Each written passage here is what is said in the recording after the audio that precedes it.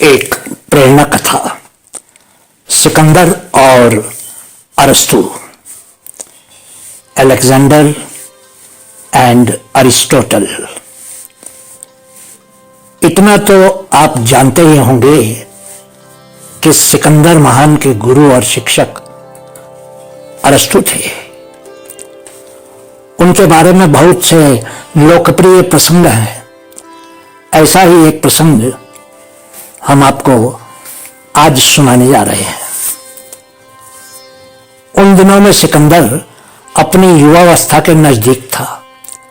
वो मकदूनिया में रहता था।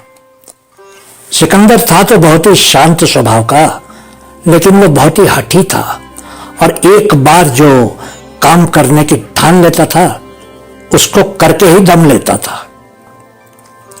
उसका स्वभाव देखते हुए पिता फिलिप ने उसे किसी मामूली शिक्षक के भरोसे छोड़ देना ठीक ना समझा। उसने अपने समय के सबसे बड़े विद्वान अरस्तु को बुलवा भेजा और भरपूर पुरस्कार देते हुए उन्हें सिकंदर की शिक्षा का भार सौंपा। अरस्तु ने सिकंदर को नीतिशास्त्र और राजनीति विज्ञान की शिक्षा दी।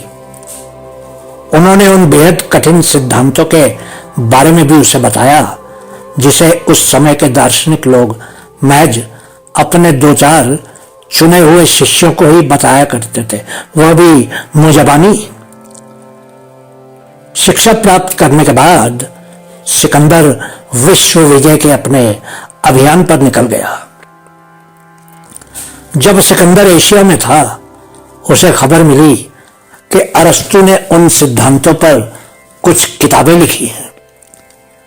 किताब आने की बात सुनकर सिकंदर ने तुरंत अरस्तु को पत्र लिखकर कहा, आपने अपने उन सिद्धांतों को पुस्तक रूप में लाकर अच्छा नहीं किया।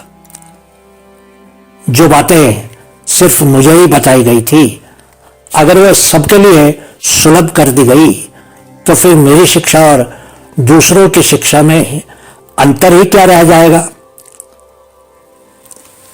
सिकंदर ने लिखा, मैं आपको विश्वास दिलाता हूं कि राज्य का विस्तार करने से ज्यादा महत्वपूर्ण मेरे लिए यह है कि दुनिया में ज्ञान की जितनी भी बातें हैं उनमें मुझे कोई मात न दे सके। अरस्तु को जब यह पत्र मिला तो अपने शिष्य की शंका का समाधान करते हुए उन्होंने लिख भेजा कि मेरी पुस्तकें आ गई है और नहीं भी आई है। इन पुस्तकों को वही समझ पाएगा जिसे मैंने ये सिद्धांत समझाए हैं। बाकियों के लिए ये कोरी किताबें हैं।